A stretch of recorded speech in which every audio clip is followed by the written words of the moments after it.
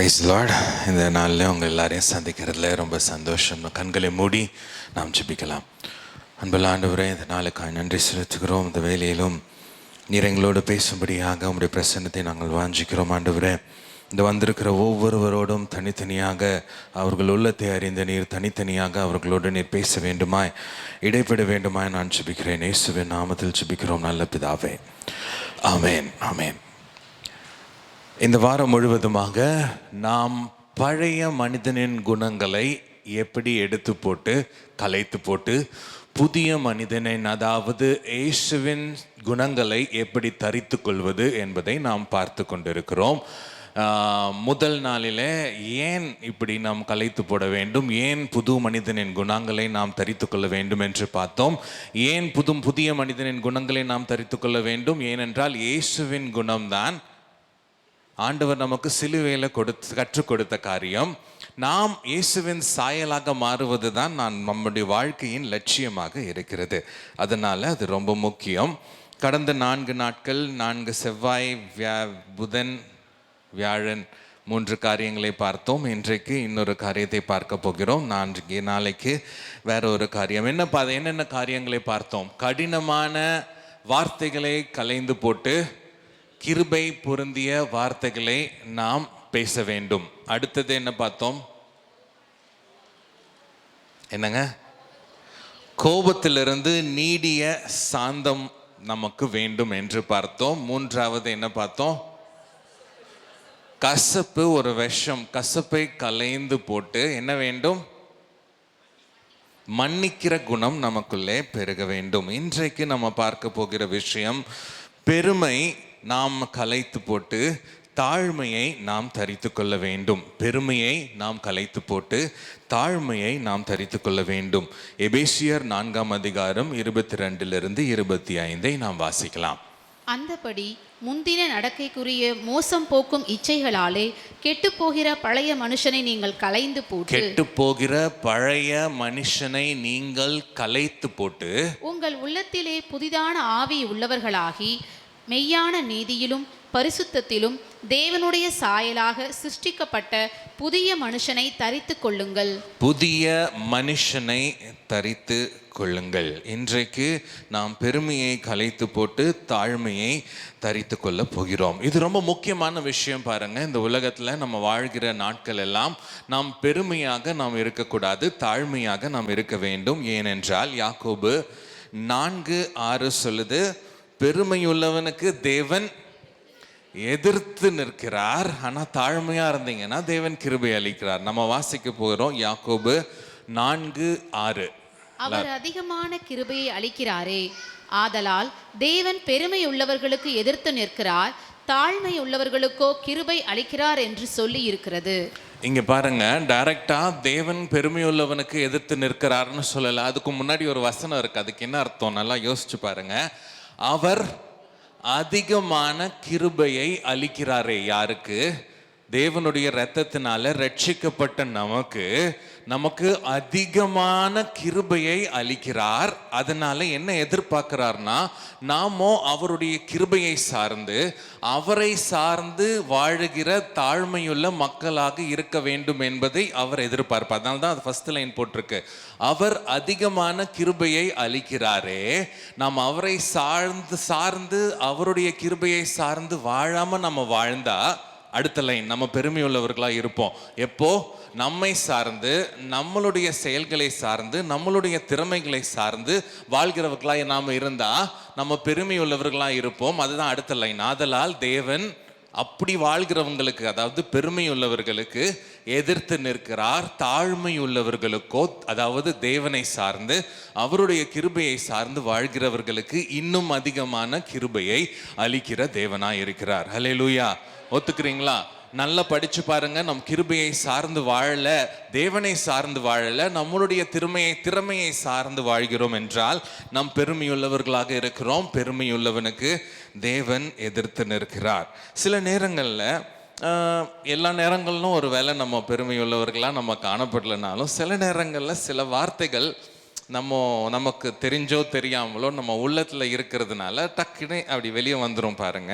அந்த சில உதாரணங்களை நான் சொல்ல விரும்பலை. எதுக்கெல்லாம் நம்ம பெருமை பாராட்ட வாய்ப்புகள் இருக்குது, நம்ம எப்படி பேசணும் எப்படி பேசக்கூடாது என்பதை நான் காண்பித்து விட்டுட்டு அதுக்கப்புறம் சிலுவையில் நமக்கு ஆண்டவர் என்ன நமக்கு காண்பிக்கிறார் என்பதை பார்க்க போகிறோம். சில நேரங்களில் நம்ம பெருமை பாராட்டுறோம். எதை வச்சு அப்படின்னா நமக்கு இருக்கிற சில நன்மைகள், நம்ம படிப்பு, நம்மளுடைய பட்டம், வீடு, காரு, நம்மளுடைய அழகு, நம்மளுடைய குடும்ப அந்தஸ்து, அதெல்லாம் வச்சு நமக்கே தெரியாமல் நான் இவ்வளோ படிச்சிருக்கேன் தெரியுமா, நான் யார் தெரியுமா அப்படின்றது நமக்கே ஒரு தெரியாத அளவுக்கு நம்ம சில நேரங்களில் மற்றவங்கள்ட்ட பேசும்போது நம்ம சொல்லிடுவோம். அடுத்தது நம்ம குடும்பத்தை வைத்து பெருமை பாராட்டுவோம். என் பொண்ணு தான் ஃபஸ்ட் ரேங்க் தெரியுமா உனக்கு, என் பொண்ணு தான் ஃபஸ்ட் ரேங்க், ஐயோ என் பொண்ணு எவ்வளோ அழகு அப்படின்னு நம்ம எதுக்காக சொல்கிறோம் அப்படின்னா மற்றவங்களுடைய பொண்ணை மட்டம் தட்டுறோம். உன் பொண்ணோட என் பொண்ணு எவ்வளோ திறமைசாலி தெரியுமா அப்படியும் மட்டம் தட்டுறது கண்டிப்பாக டெஃபினட்டாக பெருமை, அதில் சந்தேகமே கிடையாது. நம்ம குடும்ப பின்னணி, என்னோட ஜாதி என்ன தெரியுமா, நான் எந்த ஊர்லேருந்து வந்திருக்கேன் தெரியுமா, அது சொல்கிறதே அது ஒரு பெருமைக்காக நம்ம சொல்கிற காரியமாக இருக்கலாம். அடுத்தது வேலையை குறித்து பெருமை. நான் எங்கே வேலை செய்கிறேன் தெரியுமா, என் கம்பெனிக்குள்ளே ஃபாரின் மாதிரி இருக்கும், அப்போனா உன் கம்பெனி டுபாக்கூராக இருக்கும், என் கம்பெனி ஃபாரினாக இருக்கும் அப்படின்னு நம்ம சொல்ல வரோம். எங்கள் அண்ணன் எங்கே வேலை செய்கிறாரு தெரியுமா அப்படின்னு நம்ம எதுக்காக சொல்கிறோம் அப்படின்னா மற்றவங்கள மட்டம் தட்டுறதுக்காக, நம்மளை நமக்குன்னு ஒரு அந்தஸ்தை க்ரியேட் பண்ணிக்கிறதுக்காக நம்ம அப்படியே சும்மா பேச்சு வாக்கில் அப்படி இதையும் சொல்லிவிடுவோமே, இதெல்லாம் நான் பண்ணுறேன்னு அப்படியே சொல்லிவிடுவோமே. ஏன்னா நமக்குள்ள மறைந்திருக்கிற பெருமை காணப்படுது. சில நேரங்களில் நம்ம சபையை குறித்து பெருமை பாராட்டுறவங்களாம் இருக்கும். என்ன பெருமை பாராட்டுவோம், எங்கள் சபை எவ்வளோ பெருசு தெரியுமா அப்படின்னு சொல்லுவோம். எங்கள் சபை ஜெபிக்கிற சபை தெரியுமா, 24 மணி நேரமும் நம்ம ஜெபிப்போம் அப்படின்னு, அதில் ஒரு பெருமை. ஆனால் நம்ம நிஜமாக எப்படி சொல்லணும் அப்படின்னா, ஆண்டவர் எங்களுக்கு ஒரு நல்ல சபையை கொடுத்துருக்கார், அவ்வளோதான், முடிஞ்சு போச்சு. உங்களுக்கு ஒரு நல்ல சபையை கொடுத்துருக்கார், எங்களுக்கும் ஒரு நல்ல சபையை கொடுத்துருக்கார். உங்கள் சபை ரொம்ப பெரிய சபையாமே அப்படின்னு கேட்டாங்கன்னா இருக்கலாம் அப்படின்னு நம்ம சொல்லிட்டு அதோட நம்ம அதை குறித்து முடித்து கொள்வது ரொம்ப நல்லது. மற்றவங்க பார்த்து அவங்க ஏதாவது பெருசாக இருக்குப்பா, இப்படி இருக்குப்பா, ஒரு தெருவே சர்ச்சாக இருக்குப்பான்னு சொன்னாங்கன்னா சரி, அவங்க சொல்லிட்டு போகட்டும். ஆனால் நம்ம தாழ்மையோடு நடந்து கொள்வது மிக மிக அவசியம். ஏன் அவசியம் அப்படின்னா, எதுக்கெல்லாம் நம்ம பெருமை பாராட்டுறோமோ அதுக்கெல்லாம் தேவன் எதிர்த்து நின்றுடுவார். எதுக்கெல்லாம் அல்லேலூயா, இதுக்கெல்லாம் இப்போ நம்ம படிப்புக்கு நம்ம பெருமை பாராட்டி, படிப்பு நான் என்ன படிச்சிருக்கேன் தெரியுமா அப்படின்னு சொன்னீங்க அப்படின்னா அந்த படிப்புனால பிரயோஜனம் கொஞ்சம் கொஞ்சமாக கம்மியாயிடும். ஏன்னா அவர் எதிர்த்து நிற்கிறார். அவரை எதிர்த்து நம்மளால என்ன பண்ண முடியும் சொல்லுங்க? நம்ம எதுக்கெல்லாம் பெருமை பாராட்டுறோமோ அதனால நம்ம ரொம்ப ரொம்ப முக்கியமாக இருக்கணும். சபைக்கு நம்ம பெருமை பாராட்ட வேண்டிய அவசியமே இல்லை. அது ஆண்டவருடைய சபை, அவரு பார்த்துப்பாரு. நம்ம எந்த காரணத்தினாலும் நம்ம பெருமையாக பேச வேண்டிய அவசியமே கிடையாது. நம்ம பெருமையாக எதுக்கெல்லாம் பேசுகிறோமோ அதுக்கெல்லாம் ஆண்டவர் எதிர்த்து நின்றுடுவார். எல்லாமே ஆண்டவர் கிருபையாக கொடுத்தது. ஆண்டவருடைய கிருபையை சார்ந்து வாழ்கிற மக்களாக நம் ஒவ்வொரு நிமிஷமும் வாழ வேண்டும். அல்லேலூயா. தங்களை உயர்த்தி, அதாவது என்னை நான் உயர்த்தி மற்றவர்களை தாழ்த்துறதுக்காக என்னென்னலாம் சொல்கிறனோ அது எல்லாமே நிச்சயமாக பெருமை தான். மற்றவர்களை நிச்சயமாக நாம் மதித்து நடக்க வேண்டும். ஒரு இடத்துல எனக்கு ஒரு விசேஷ மதிப்பு கிடைக்கணுன்றதுக்காக நான் எதையாவது சொல்கிறேன்னு வச்சுக்கோங்களேன், அது நிச்சயமாகவே பெருமை தான். நம்ம எப்போவுமே நம்மளுக்கு கிடைத்த காரியங்களுக்கு ஆண்டவர் கொடுத்த கிருபைக்காக நன்றியுள்ளவர்களாக நம்ம எப்பொழுதுமே இருக்க வேண்டும். அல்லேலூயா, ஆமென். அடுத்தது நம்ம இப்போ இது வரைக்கும் பார்த்த மாதிரி நாம் நிஜமாவே எதுக்குமே பெருமை பாராட்டக்கூடாது. ஏன்னா எதுவுமே நம்மளுடையது இல்லை. அதான் உண்மை, கரெக்டுங்களா? எதுவுமே நம்மளுடையது கிடையாது. அதை குறித்து இன்னும் அதிகமாக நம்ம பார்க்க போகிறோம். சில வசனங்களையும் நம்ம பார்க்க போகிறோம். நம்ம 1 தீமோத்தேயு 6:7 வாசிக்கலாம். 1 தீமோத்தேயு 6:7 எல்லாமே தேவனுக்குரியது, ஒன்றுமே நமக்குரியது அல்ல. உலகத்திலே நாம் ஒன்றும் கொண்டு வந்ததும் இல்லை, இதிலிருந்து நாம் ஒன்றும் கொண்டு போவதும் இல்லை என்பது நிச்சயம். 100% உலகத்திலே நாம் ஒன்றும் கொண்டு வந்ததும் இல்லை. நம்ம எதுவுமே டிசைட் பண்ணி நம்ம இங்கே தான் பிறக்கணும், இந்த ஊரில் தான் இருக்கணும், இவங்களுக்கு தான் நம்ம பிறக்கணும்னு நம்ம எதுவுமே கொண்டு வந்ததும் இல்லை, நாம் ஒன்றும் கொண்டு போவதும் இல்லை என்பது நிச்சயம், 100% நிச்சயம். அடுத்தது இன்னொரு வசனத்தை நாம் வாசிக்கலாம். 1 நாளாகமம் 29:14 வாசிக்கலாம்.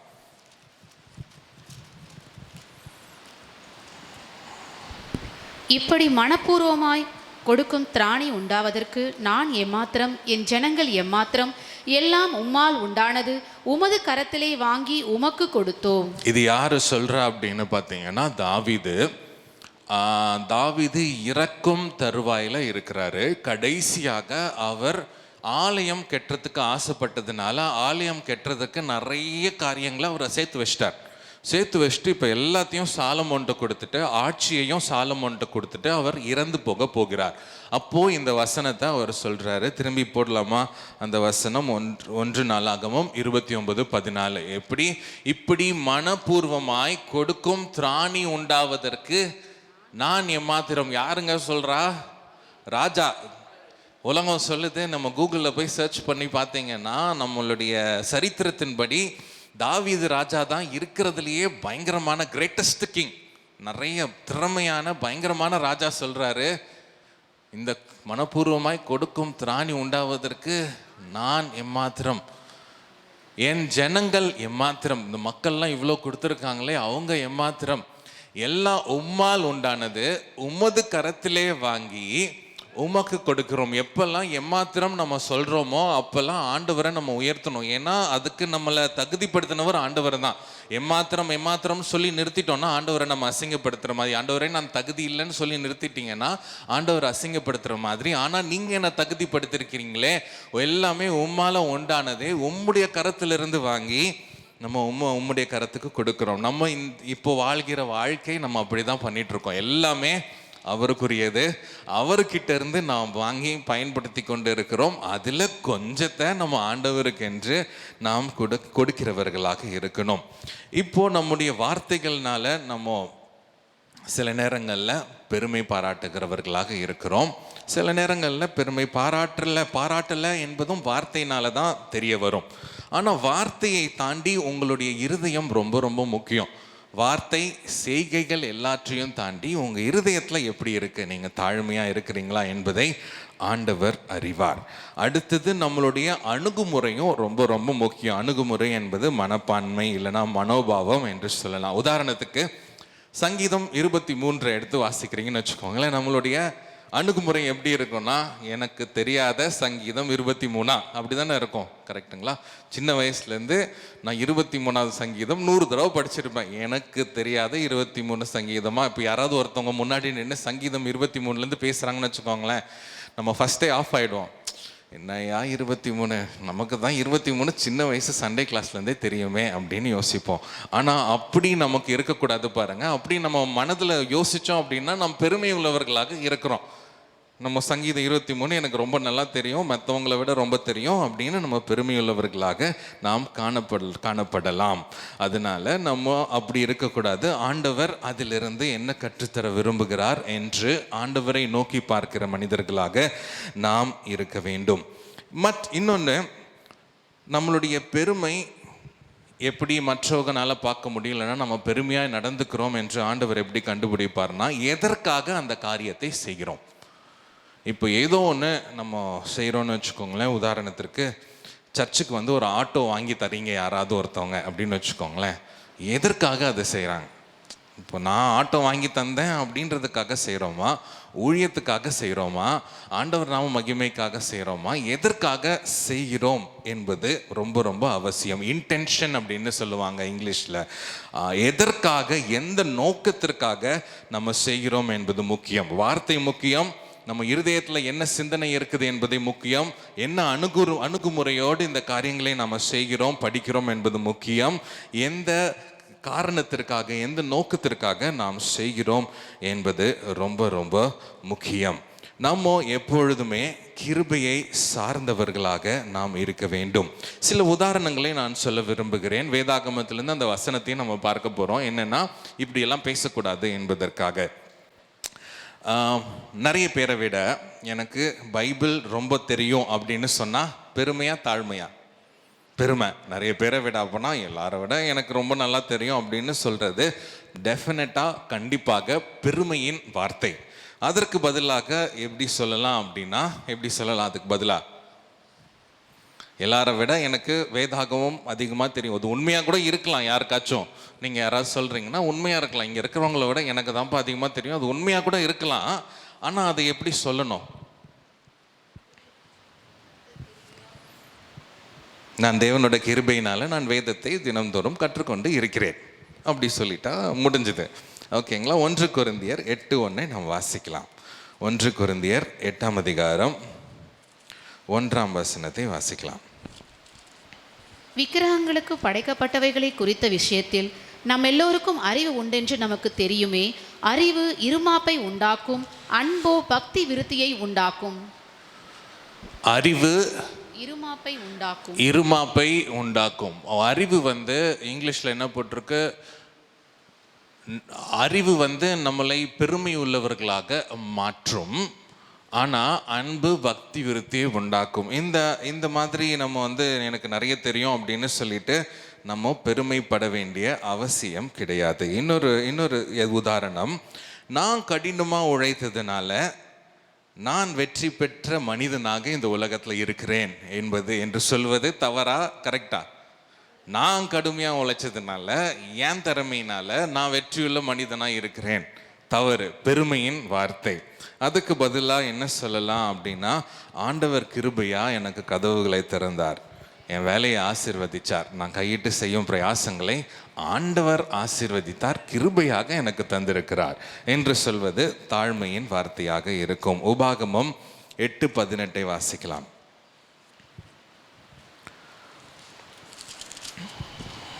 உன் தேவனாகிய கர்த்தரை நினைப்பாயாக, அவரே உன் பிதாக்களுக்கு ஆணையிட்டு கொடுத்த தம்முடைய உடன்படிக்கையை உறுதிப்படுத்தும்படி இந்நாளில் உனக்கு உண்டாயிருக்கிறது போல ஐஸ்வர்யத்தை சம்பாதிக்கிறதுக்கான பலனை உனக்கு கொடுக்கிறவர். எல்லாமே அவர் கொடுக்கிறது தான். ஐஸ்வர்யத்தை சம்பாதிக்கிறதற்கான பலனையும் நமக்கு கொடுப்பவர் அவர் தான். வேலையை நமக்கு கொடுக்கிறது அவர் தான். வாய்ப்புகளை ஏற்படுத்தி கொடுக்கிறது அவர் தான்.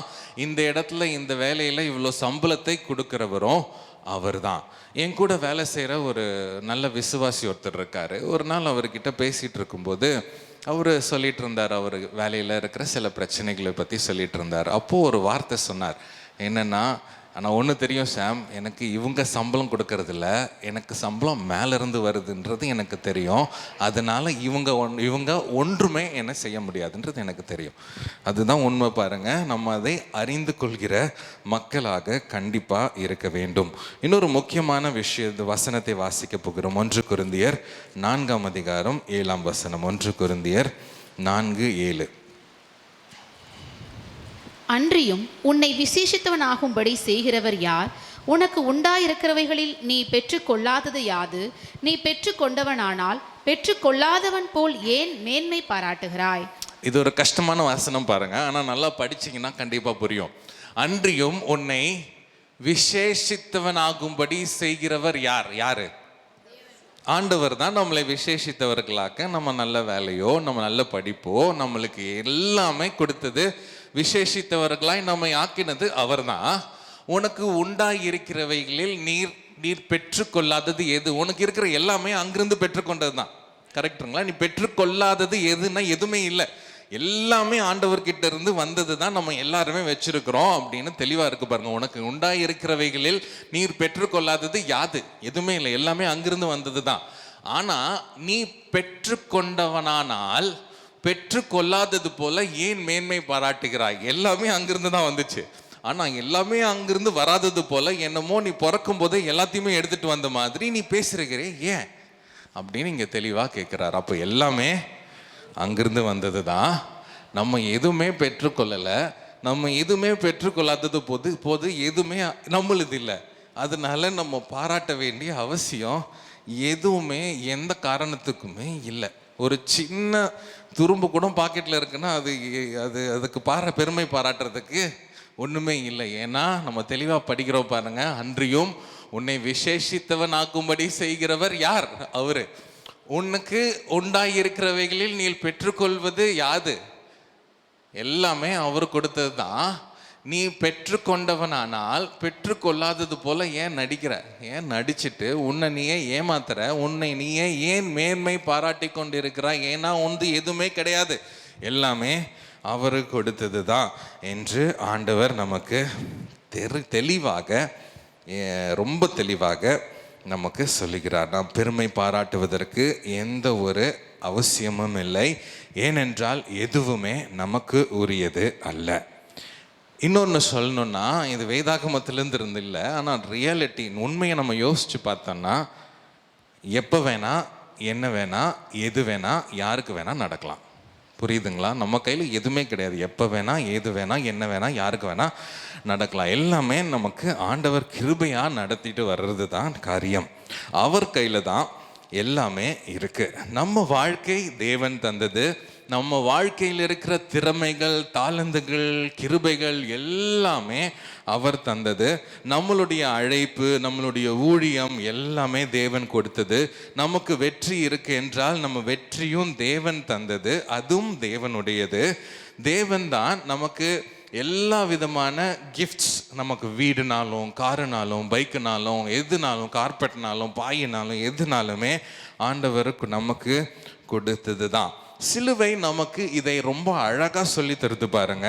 சிலுவை நமக்கு என்ன சொல்லி தருதுன்னா, நம்மை நாமே ரட்சிக்க முடியவே முடியாது. 100% மேலே நம்மை நாமே ரட்சிக்க முடியவே முடியாது. நம்மை தாழ்த்தி அவரை நோக்கி பார்த்து அவர் மனம் இறங்கினால் ஒழிய ஒருவனும் ஒரு காலம் ரட்சிக்கவே முடியாது. எபேசியர் 2ஆம் அதிகாரம் 8-9 நாம் வாசிக்கலாம். கிருபையினாலே விசுவாசத்தை கொண்டு ரட்சிக்கப்பட்டீர்கள். இது உங்களால் உண்டானது அல்ல, இது தேவனுடைய ஈவு. தேவனுடைய ஈவு. அடுத்தது, ஒருவரும் பெருமை பாராட்டாதபடிக்கு இது கிரியைகளினால் உண்டானது அல்ல. என்னதான் செஞ்சாலும், எவ்வளோ காசு இருந்தாலும், உலகத்தில் இருக்க எல்லா காசையும் எடுத்துட்டு வந்து கொடுத்தாலும் என்ன கிடைக்காது? ரட்சிப்பு கிடைக்காது. ஏன்னா அவருடைய கிருபையினால உண்டாகுகிற ரட்சிப்பு, அவர் நமக்கு கொடுத்த வெளியேறப்பட்ட ரட்சிப்பு. ஹல்லேலூயா, ஆமென். நம்ம இதை உணர்ந்தே ஆகணும் பாருங்க. இதை உணர்ந்துட்டு நாம சிலுவையை நோக்கி நம்ம பார்க்க போகிறோம். நம்ம நிஜமான உண்மையான தாழ்மை நமக்குள்ள உருவாகும் எப்போ அப்படின்னா, இந்த வாழ்க்கையில் எதுவுமே நமக்குரியது அல்ல என்பதை முழுமையாக ஒற்றுக்கொள்ள வேண்டும். ஒத்துக்கிறீங்களா? ஹல்லேலூயா. இந்த வாழ்க்கையில் எதுவுமே நமக்கு உரியது அல்ல. நம் வாழ்க்கை, நம் மூச்சு, நம் திறமை, நாம் ரட்சிக்கப்பட்டது எல்லாமே தேவனிடம் இருந்து வந்தது. ஒத்துக்கிறீங்களா? ஹல்லேலூயா, ஹல்லேலூயா, ஹல்லேலூயா. நம்ம இப்பொழுது நம் சிலுவை நமக்கு கற்றுத்தருகிற தாழ்மையின் பாடத்திற்கு நேராக நாம் போகிறோம். முக்கியமான இடத்திற்கு வந்திருக்கிறோம். ஒரு வேளை இது வரைக்கும் கவனிக்கலைன்னா இனிமேல் கவனிக்குமாறு அன்புடன் கேட்டுக்கொள்கிறேன். ஒரு வேளை பக்கத்தில் இருக்கவங்க கவனிக்கல அப்படின்னா தட்டி விட்டு கவனிக்க சொல்லுங்கள். இனிமே நம்ம பார்க்கிறது முக்கியமான சில காரியங்களை நாம் பார்க்க போகிறோம். பிலிப்பியர் 2ஆம் அதிகாரம் எடுத்து வைத்துக் கொள்ளுங்கள். அதிலிருந்து சில வசனங்களை நாம் வாசித்து நாம் பார்க்க போகிறோம். சிலுவை நமக்கு கற்றுத்தருகிற ஒரு முக்கியமான அல்லது மிகவும் முக்கியமான பாடம் தாழ்மை. ஒரு சிறந்த பாடம், ஒரு பயங்கரமான பாடம், ஒரு நல்ல பாடம் தாழ்மை என்கிற பாடம். நல்லா நம்ம யோசிச்சு பார்க்கலாம்.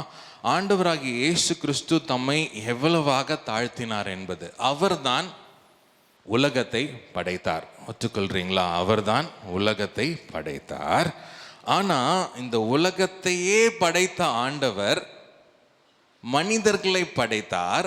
மனிதர்களை தேடி இந்த உலகத்திற்கு வந்தார். உலகத்தையே படைத்தவர் ஒரு படைப்பை தேடி இந்த உலகத்திற்கு வந்தார். அப்போ எவ்வளோ தாழ்த்தி இருக்காரு பாருங்க. எல்லா அதிகாரமும் அவருக்கு உண்டு. இந்த உலகத்தை படைக்க, அழிக்க எல்லா அதிகாரமும் அவருக்கு உண்டு. ஆனால் அதிகாரம் இல்லாதவர் போல ஒரு மனிதனாக, ஒரு சின்ன மனிதனாக இந்த உலகத்தில் நம்மை தேடி வந்தார். அப்போ எவ்வளோ தாழ்த்தி இருக்காரு பாருங்க. பரலோகத்தில் அவர் ஆராதிக்கப்பட்டிருந்தார். பரலோகத்தில் அவரை தூதர்களும் மனிதர்களும் புனிதர்களும் அவரை ஆராதித்து கொண்டிருந்தாங்க. ஓயாம ஆராதிக்கப்பட்ட அவர் இங்கே உலகத்துக்கு வந்து எல்லாராலும் தூஷிக்கப்பட்டார். இப்போ எந்த அளவுக்கு தன்னை தானே அவர் தாழ்த்தி இருக்கிறார் என்பது நாம் யோசிக்க வேண்டிய விஷயம். இப்போ முதலாவது காரியம், ஒரு 3 காரியத்தை நாம் பார்க்க போகிறோம். இதிலிருந்து பிலிப்பியர் 2ஆம் அதிகாரத்திலிருந்து 3 காரியங்களை நாம் முக்கியமாக நாம் பார்க்க போகிறோம். முதலாவது கிறிஸ்துவின் சிந்தை. எல்லாரும் சொல்லுங்க, கிறிஸ்துவின் சிந்தை நமக்குள்ள காணப்பட வேண்டும். 2வது நம்மளுடைய சுயம் சாக வேண்டும். 3வது தேவனுடைய சித்தத்திற்கு கீழ்ப்படிந்து நடக்க வேண்டும். 3 காரியங்கள் சொல்லுங்க பார்க்கலாம்.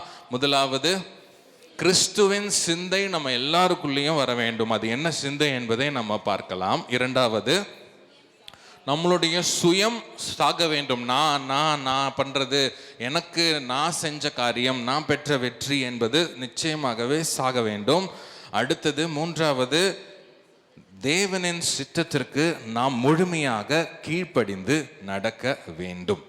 பிலிப்பியர் 2ஆம் அதிகாரம் 2ஆம் வசனம், பிலிப்பியர் 2ஆம் அதிகாரம் 3, 4, 5 நாம் பார்க்க போகிறோம். பிலிப்பியர் 2, 3, 4, 5 நாம் பார்க்க போகிறோம். ஒன்றையும் வாதினாலாவது வீண் பெருமையினாலாவது செய்யாமல் மனத்தாழ்மையினாலே ஒருவரையொருவர் தங்களிலும் மேன்மையானவர்களாக எண்ண கடவீர்கள். அவனவன் தனக்கானவைகளை அல்ல பிறருக்கானவைகளையும் நோக்குவானாக. எப்படி யோசிக்கணும் பாருங்க. நம்ம கண்டிப்பா இதை எல்லாரும் மறந்து விடவே கூடாது. பிலிப்பியர் 2ஆம் அதிகாரம் 3ஆம் வசனம், ஒன்றையும் வாதினாலாவது வீண் பெருமையினாலாவது செய்யாமல், எப்படி செய்யணுமா? மனத்தாழ்மை, அதாவது மனதிலிருந்து தாழ்மை ஆரம்பிக்க வேண்டும். அதுதான் மனத்தாழ்மையிலே ஒருவரை ஒருவர் தங்களிலும் மேன்மையானவர்களாக எண்ண கடவீர்கள். அதாவது உங்களை காட்டிலும் உங்க பக்கத்தில் இருக்கவர் மேலானவர் என்று மேன்மையாக அவரை நீங்க நினைக்க வேண்டும். அவர் எப்படிப்பட்டவராக இருந்தாலும் உங்களிலும் அவரை நீங்க மேன்மையானவர்களாக நினைக்க வேண்டும். அவனவன் தனக்கானவைகளே அல்ல பிறருக்கானவைகளை நோக்குவான் ஆக. அப்பனா உங்களை விட பக்கத்தில் இருக்கவங்க நீங்க அதிகமா மதிக்கணும். உங்களுக்குரிய காரியத்தை விட பிறருக்குரிய காரியத்தை நீங்க அதிகமா நோக்கணும், பார்க்கணும். அதுதான் கிறிஸ்து இயேசுவில் இருந்த சிந்தையே உங்களிலும் இருக்க கடவுது. அவர் அப்படி யோசிச்சிருக்காரு பாருங்க. கிறிஸ்து இயேசு உங்களை மதித்து, என்னை மதித்து, இந்த உலகத்தில் இருக்கிற மக்களை மதித்து தன்னை தாழ்த்தி இந்த உலகத்திற்கு இறங்கி வந்தார். அல்லேலூயா. அந்த சிந்தை, அந்த கிறிஸ்து இயேசுவின் சிந்தை நம்ம ஒவ்வொருவருக்கும் இருக்க வேண்டும். என்ன சிந்தனை அது? தாழ்மையின் சிந்தை. மன தாழ்மையினாலே ஒருவரையொருவர் தங்களிலும் மேன்மையாக எண்ண கடவீர்கள். அவனவன் தனக்கானவைகளே அல்ல பிறருக்கானவைகளையே நோக்குவானாக. இதுதான் ஆண்டவராகிய இயேசு கிறிஸ்து நமக்காக செய்த காரியம். கிறிஸ்துவின் சிந்தை இதுதான். அவர் தன்னை தானே தாழ்த்தி நமக்காக மனிதனின் ரூபம் எடுத்து இந்த உலகத்திற்கு இறங்கி வந்தார். ஆமென். நம்புறீங்களா? நம்மை மதித்து நம்மை தேடி வந்த ஒரே தேவன் ஆண்டவராகிய இயேசு கிறிஸ்து தான். நம்மை நினைத்து நமக்காக இவங்க வாழணும் அப்படின்னு நினைச்சு, இவங்க பிழைக்கணும், இவங்களுக்காக நம்ம செய்ய வேண்டும் என்று நினைத்து வந்தவர் இயேசு கிறிஸ்து. இந்த சிந்தை நமக்குள்ளும் இந்த உலகத்தில் வாழும்போது இருக்க வேண்டும். பிறரை அதிகமாக நேசிக்க வேண்டும். அப்பதான் நம்ம தாழ்மையா இருக்கிறோம் என்பது அர்த்தம். இதுக்கு ஆப்போசிட்டா நம்ம செஞ்சோம்னு வச்சுக்கோங்களேன், எனக்குரியதை மட்டும் நான் பார்த்துட்டு இருக்கேன் அப்படின்னா எனக்குள்ள பெருமை இருக்கு என்பது தெளிவாக தெரிகிறது. அடுத்த வசனங்களை வாசிக்கலாம். அதே அதிகாரம் பிலிப்பியர் 2ஆம் அதிகாரம் 3, 4, 5 நாம் வாசித்தோம். அடுத்தது 6வது வசனத்தை நாம் வாசிக்கலாம். அவர் தேவனுடைய ரூபமாய் இருந்தும் தேவனுக்கு சமமாய் இருப்பதை கொள்ளையாடின பொருளாக எண்ணாமல் தம்மை தாமே வெறுமையாக்கி அடிமையின் ரூபம் எடுத்து மனுஷர் சாயலானார். எப்படி பண்ணியிருக்காரு பாருங்க. அவர் தேவனுடைய ரூபமாய் இருந்தும், அவருக்கு எல்லாமே இருந்தும், தேவனுக்கு சமமானதை கொள்ளையாடின பொருளாக எண்ணாமல் அந்த பரலோகத்தில் அவருக்கு அவ்வளோ தூதர்கள், அவ்வளோ மேன்மை, ஆண்டவர் பிதாவுக்கு ஒப்பான ஒரு குமாரன், அவ்வளோ மேன்மை இருந்திருக்கு, அவ்வளோ ஆராதனை இருக்குது, அவ்வளோ பெயர் புகழ் எல்லாமே அவருக்கு இருந்திருக்கு. ஆனால் என்ன பண்ணியிருக்காரு? தம்மை தாமே வெறுமையாக்கி, அதாவது யாருமே அவரை ஃபோர்ஸ் பண்ணலை, யாருமே கட்டாயப்படுத்தி அவரை சிலுவையில் அறையில, அவராகவே ஒப்பு கொடுத்தார். தம்மை தாமே வெறுமையாக்கி அடிமையின் ரூபம் எடுத்து மனிதர் சாயலானார். இன்றைக்கு நமக்கு இருக்கிற எல்லாவற்றையும் நம்ம பெரிதாக எண்ணக்கூடாது. அதுதான் கிறிஸ்துவின் சிந்தை. நமக்கு படிப்பு இருக்கலாம், ஒருவேளை நீங்கள் டாக்டராக இருக்கலாம், நர்ஸாக இருக்கலாம், படித்து நிறைய படிப்பு படிச்சிருக்கலாம், ஒருவேளை லட்சக்கணக்கில் நீங்கள் சம்பாதிக்கலாம். ஆனால் அது எல்லாத்தையும் நீங்கள் என்ன பண்ணணும்? கொஞ்சம் இறக்கி, சிலுவை பக்கத்தில் கொஞ்சம் நீங்கள் இறக்கி வைக்கணும். அப்போ தான் தேவன் நமக்கு காட்டி கொடுத்த தாழ்மையை பின்பற்றுகிறவர்களாக நாம் மாற வேண்டும். அவர் என்னென்ன காட்டி கொடுத்திருக்கிறார் பாருங்க. தம்மை தாமே வெறுமையாக்கி, அதாவது நமக்குரிய எல்லாவற்றையும் நம்ம விட்டு வெறுமையாக்கி அடிமையின் ரூபம் எடுத்து முழுமையாக ஆண்டவர்கிட்ட நாம் ஒப்பு கொடுக்கிறதற்கு நாம் தயாராக இருந்தோம் என்றால் நாம் தாழ்மையுள்ளவர்களாக இருப்போம். புரியுதா உங்களுக்கு? இது ஒரு உதாரணத்தை வைத்து நான் சொல்ல விரும்புகிறேன். நர்ஸ் அக்கா இருக்கிறாங்க, நம்ம ஹாஸ்பிட்டல், ஒரு வேளை ஹாஸ்பிட்டலில் நம்ம எல்லாருமே போயிருப்போம். ஒரு நமக்கு தெரிந்தவர்கள், நமக்கு உறவினர்கள் ஆப்ரேஷன் தேட்டருக்குள்ளே போனதை பார்த்துருக்கீங்கன்னா கை தூக்கி காட்டுங்களேன். ஆப்ரேஷன் தேட்டருக்குள்ளே போகிறத பார்த்துருக்கோம். என்னோடய மனைவி சிசேரியனுக்கு ஆப்ரேஷன் தேட்டருக்குள்ளே போகிறத நானும் பார்த்துருக்குறேன். அப்போது ஆப்ரேஷன் தேட்டருக்குள்ளே போகிறவங்க முழுமையாக டாக்டர்கிட்ட ஒப்பு கொடுத்தவங்களாக தான் போவாங்க. கரெக்டுங்களா? அவங்க மூஞ்சியை பார்த்தாவே தெரியும், இதுக்கு மேலே நமக்கு ஒன்றும் இல்லை, உள்ளே போயிட்டு வெளியே வருவானான்றது தெரியல, எல்லாமே டாக்டர் கையில் தான் இருக்குது அப்படின்னு உள்ளே போவாங்க. ஆனால் யாராவது இப்படி பண்ணி பார்த்துருக்கீங்களா? நான் டாக்டர் இப்படி இந்த கத்தியை சூஸ் பண்ணுங்கள், இது இப்படி பண்ணுங்க, இப்படி பண்ணுங்கன்னு யாருமே சொல்கிறதுக்கு வாய்ப்பே இல்லை. அந்த சிந்தனை தான் நமக்கு இருக்க வேண்டும். அதுதான் இங்கே தெளிவாக சொல்கிறாங்க. என்னென்னா, தம்மை தாமே வெறுமையாக்கினா அதுதான் உங்களை நீங்களே வெறுமை ஆக்கிறவர்களாக, முற்றிலும் தாழ்த்துகிறவர்களாக, முழுவதுமாய் நீங்களே உங்களை ஆண்டவராகிய இயேசுவின் இடத்தில் ஒப்பு கொடுக்கிறவர்களாக நீங்க மாற வேண்டும். ஹல்லேலூயா. நம்மளுடைய சுயம் செத்து தேவ சித்தத்திற்கு ஒப்பு கொடுக்க வேண்டும். யாரை போல? இயேசுவை போல. முதலாவது காரியத்தை நாம் பார்த்தோம். என்ன? கிறிஸ்துவின் சிந்தை. என்ன சிந்தை? மற்றவர்களுக்காக நாம் வாழ வேண்டும் என்கிற சிந்தை. இரண்டாவது, நாம் முழுமையாக அவருக்கென்று, அவருடைய சித்தத்திற்கென்று நாம் ஒப்பு கொடுக்க வேண்டும். மூன்றாவது, அடுத்த வசனங்களை நாம் வாசிக்கலாம். அவர் மனுஷ ரூபமாய் காணப்பட்டு மரண பரியந்தம், அதாவது சிலுவையின் மரண பரியந்தமும் கீழ்ப்படிந்தவராகி தம்மை தாமே தாழ்த்தினார். ஆமென். அவர் மனுஷ ரூபமாய் காணப்பட்டு மரண பரியந்தம், அதாவது சிலுவையின் மரண பரியந்தம் கீழ்ப்படிந்தவராகி தம்மை தாமே தாழ்த்தினார். ஸோ நீங்கள் யாரும் ஃபோர்ஸ் பண்ணி இல்லை, உங்களை கட்டாயத்தின் பெயரில் இல்லை, நீங்களே உங்களை தாழ்த்த வேண்டும். எதற்காக? ஆண்டவரின் சித்தம் உங்கள் வாழ்க்கையில் நிறைவேறுவதற்காக உங்களை நீங்களே கீழ்ப்படிந்து தாழ்த்த வேண்டும். அப்பொழுது முழுமையாக உங்கள் வாழ்க்கையில் ஆண்டவரின் சித்தம் நிறைவேறும். ஒருவேளை கீழ்ப்படியில், முழுமையாக நம்ம கீழ்ப்படியில்லைன்னு வச்சுக்கோங்களேன், நம்ம கடைசி வரைக்கும், இல்லைன்னா ஆண்டவருடைய பரிபூர்ண சித்தத்தை இந்த பூமியில் செய்யாதவர்களாக கடைசி வரைக்கும் இருந்துடுவோம். ஆனால் முழுமையாக எப்படி ஆண்டவராகிய இயேசு கிறிஸ்து அவர் மனுஷ ரூபமாய் காணப்பட்டு மரண பரியந்தம், அதாவது எக்ஸ்ட்ரீம் முழுமையாக மரண பரியந்தமும், அதாவது சிலுவையின் மரண பரியந்தமும் கீழ்ப்படிந்தவராகி தம்மை தாமே தாழ்த்தினார். ஸோ எந்த அளவுக்கு கீழ்ப்படியணும் பாருங்க. 2 தடவை போட்டிருக்கு, மரண பரியந்தமும், அதாவது சிலுவையின் மரண பரியந்தமும் கீழ்ப்படிந்தவராகி. அந்த அளவுக்கு நீங்களும் நானும் கீழ்ப்படுகிறவர்களாக இருந்தா நாம முழுமையா நம்மை அவர் முன்னாடி தாழ்த்துகிறோம் என்று அர்த்தம். அல்லேலூயா. ஸோ இதுதாங்க தாழ்மையோட அர்த்தம். இப்படி நீங்கள் முழுமையாக தாழ்த்தி மற்றவர்களுக்காக உங்கள் வாழ்க்கையை அர்ப்பணித்து ஆண்டவர் முன்னாடி அர்ப்பணிச்சு ஆண்டவருடைய சித்தத்திற்காக நீங்கள் முழுமையாக உங்களை வெறுமையாக்கி உங்கள் சுயத்தை சாக கொடுக்கும் பொழுது நம்ம இந்த உலகத்தில் வாழ்கிற நமக்குரிய காரியங்கள் பெருசாக தெரியாது. ஒத்துக்கிறீங்களா? அல்லேலூயா. அதனால தான் நம்ம பெருசாக நம்ம ட்ரெஸ் என்ன போடுறோன்னு யோசிக்கிறது இல்லை. ட்ரெஸ்ஸு என்ன போடணும்னு யோசிக்காதனால தான் வெள்ளை சட்டை இருக்குன்னா வெள்ளை சட்டை டக்குன்னு போட்டு வந்துட்டா பிரச்சனை இல்லை. இல்லைன்னா இந்த பூ இப்படி இருக்கா, அந்த பூ இப்படி இருக்கா, என்ன கலரில் இருக்குது, கருப்பாக இருக்கா வெள்ளையாக இருக்கான்னு பார்க்க வேண்டியது அவசியமாக இருக்கும். ஆனால் நம்மளுடைய சிந்தை எல்லாமே அவருக்கு கீழ்ப்படிந்து வாழ வேண்டும் என்கிற சிந்தனை இருந்ததுன்னா நம்ம பெருசாக நம்ம என்ன காரில் வரோம் யோசிக்க மாட்டோம். பாஸ்டர் பாருங்க, நம்ம பாஸ்டர் என்ன காரில் வரோன்னு பார்க்கவே மாட்டார், கண்டுக்கவே மாட்டார். அது ஓடுதா, ஓடிட்டோம், ஏசி இருக்கா, அதுவும் கண்டுக்க மாட்டார். அவர் பாட்டுக்கு நம்ம கிராம ஊழியத்துக்கு போகிறோன்னா போவோம், அவ்வளோதான்.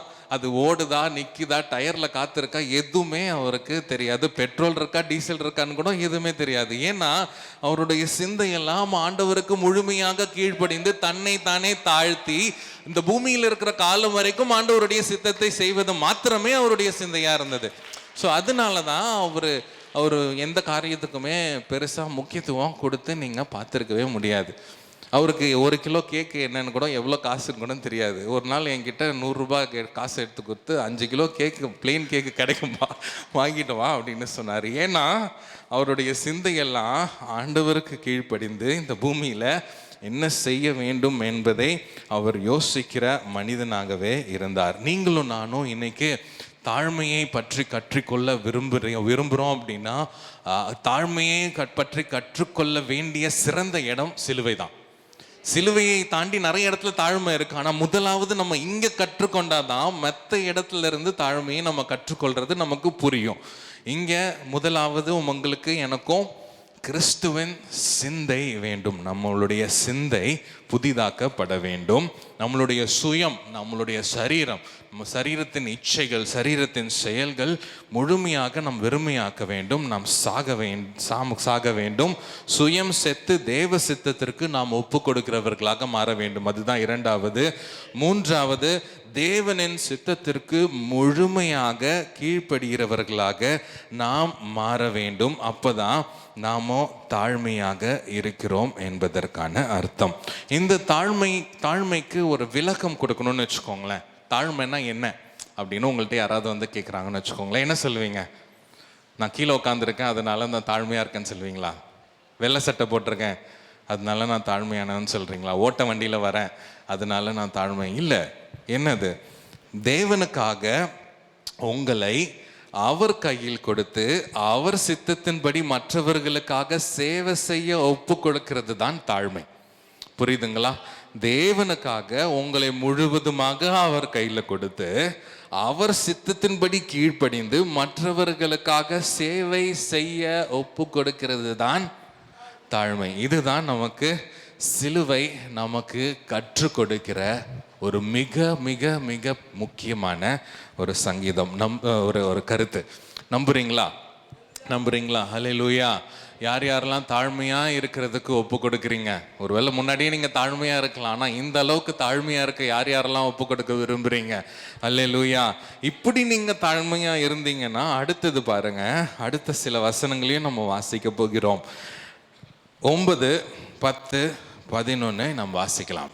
ஆதலால் தேவன் எல்லாவற்றிற்கும் மேலாக அவரை உயர்த்தி இயேசுவின் நாமத்தில் வானோர் பூதலத்தோர் பூமியின் கீழானோருடைய முழங்கால் யாவும் முடங்கும்படிக்கும் பிதாவாகிய தேவனுக்கு மகிமையாக இயேசு கிறிஸ்து கர்த்தர் என்று நாவுகள் யாவும் அறிக்கை பண்ணும்படிக்கும் எல்லா நாமத்திற்கும் மேலான நாமத்தை அவருக்கு தந்தருளினார்.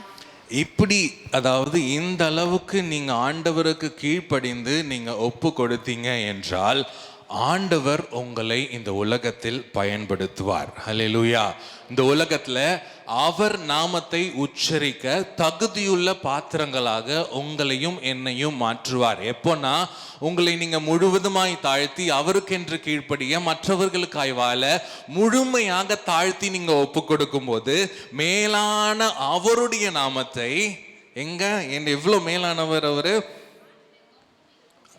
இயேசுவின் நாமத்தில் வானோர் பூதலத்தோர் பூமியின் கீழோருடைய முழங்கால் யாவும் முடங்கும்படிக்கும் பிதாவாகிய தேவனுக்கு மகிமையாக இயேசு கிறிஸ்து கர்த்தர் என்று நாவுகள் யாவும் அறிக்கை பண்ணும்படியும் எல்லா நாமத்திற்கும் மேலான நாமத்தை அவருக்கு தந்தருளினார். அந்த நாமத்தை நீங்களும் நானும் உச்சரிக்கும்படியான மேலான ஸ்தானத்தை நமக்கு தருவார். எப்போ?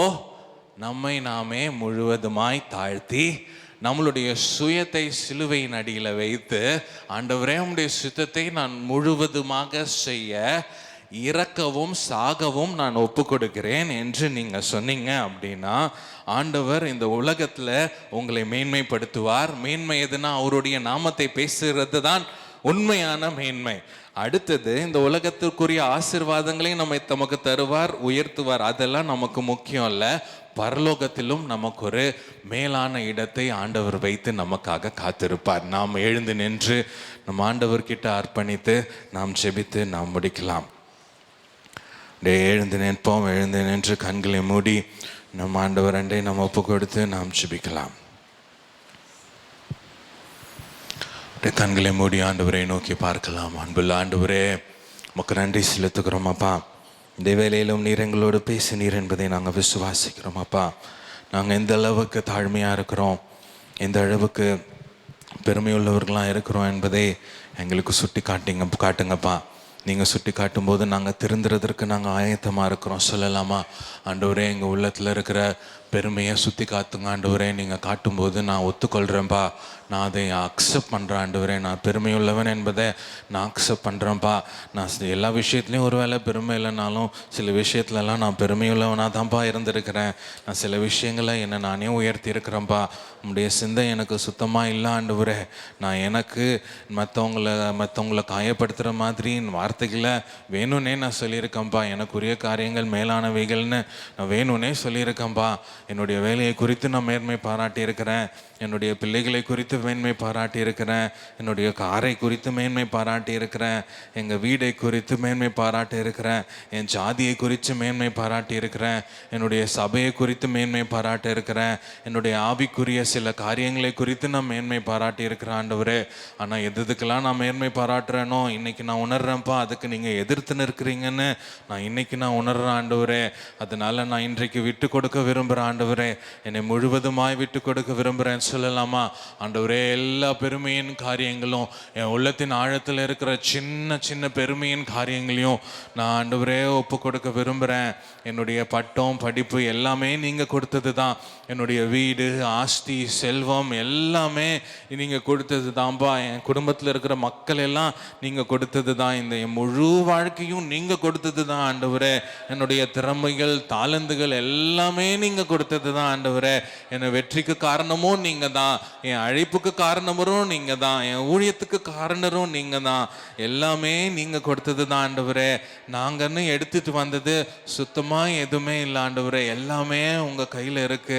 ஒப்பு கொடுக்கலாமா? எல்லாமே உங்களுடையது ஆண்டவரே. நீர் எங்களுக்கு கொடுத்தது தான்ப்பா.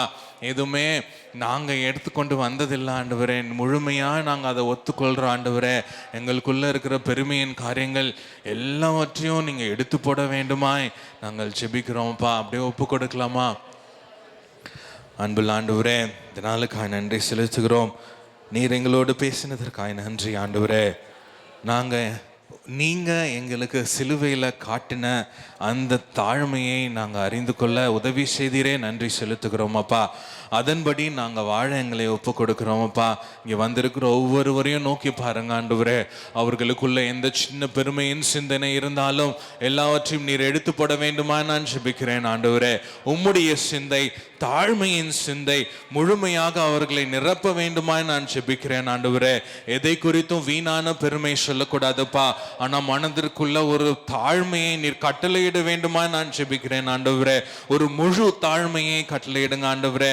உமக்கென்று ஆண்டவரே வாழக்கூடிய, அவர்களுடைய சுயத்தை உம்முடைய சிலுவையில் அறையக்கூடிய ஒரு நல்ல மனிதர்களாய், ஒரு நல்ல இருதயத்தை அவர்களுக்கு நீர் கொடுக்க வேண்டுமாய் நாங்கள் ஜெபிக்கிறோம் ஆண்டவரே. அவர்கள் சுயம் செத்து உம்முடைய சித்தத்திற்கு கீழ்ப்படிந்து முழுமையாக கீழ்ப்படிந்து 100% கீழ்ப்படிந்து வாழ்கிற மக்களாக எங்களை நீர் மாற்ற வேண்டுமாய் நாங்கள் ஜெபிக்கிறோம் ஆண்டவரே. நாங்கள் முழுமையாய் தாழ்த்தி உங்கள் பாதத்தில் நாங்கள் ஒப்பு கொடுக்கிறோம் ஆண்டவரே. உங்களுடைய சித்தத்தின்படி எங்களை நீங்கள் பயன்படுத்துங்க. நாங்கள் எங்கே இருக்கணும், என்ன செய்ய வேண்டும் என்பது உங்களுடைய சித்தமோ, உங்களுடைய சித்தத்திற்கு நாங்கள் எங்களை தாழ்த்தி நாங்கள் வெறுமையாக்கி நாங்கள் ஒப்பு கொடுக்கிறோம் ஆண்டவரே. உங்களுடைய சித்தத்தின்படி எங்களை எடுத்து பயன்படுத்துங்க, மற்றவர்களுக்கு பிரயோஜனமாக பயன்படுத்துங்க. எங்களுக்கு ஆண்டவரே உம்முடைய நாமத்தை உச்சரிக்கக்கூடிய பெரிய கிருபையை எங்களுக்கு கொடுங்க ஆண்டவரே. நாங்கள் அநேகருக்கு உம்மை பற்றி சொல்லணும், நாங்கள் அநேகருக்கு சேவை செய்கிற மனிதர்களாக, பணிவிடை செய்கிற மனிதர்களுக்காக, மற்றவர்களுக்கு உம்மை பற்றி தெரிகிற ஊழியக்காரராக எங்களை நீர் மாற்ற வேண்டுமாய் நாங்கள் ஜெபிக்கிறோம் அப்பா. அப்படியே நீர் செய்கிறதற்காக உமக்கு நன்றி செலுத்துகிறோம். எங்களை முழுமையாக தாழ்த்தி உங்க பாதத்தில் ஒப்பு கொடுத்து நாங்கள் ஜெபிக்கிறோம். இயேசுவின் நாமத்தில் ஜெபம் நல்ல பிதாவே, ஆமென் ஆமென். எல்லாரும் சேர்ந்து சொல்லலாம், ஆத்துமாவே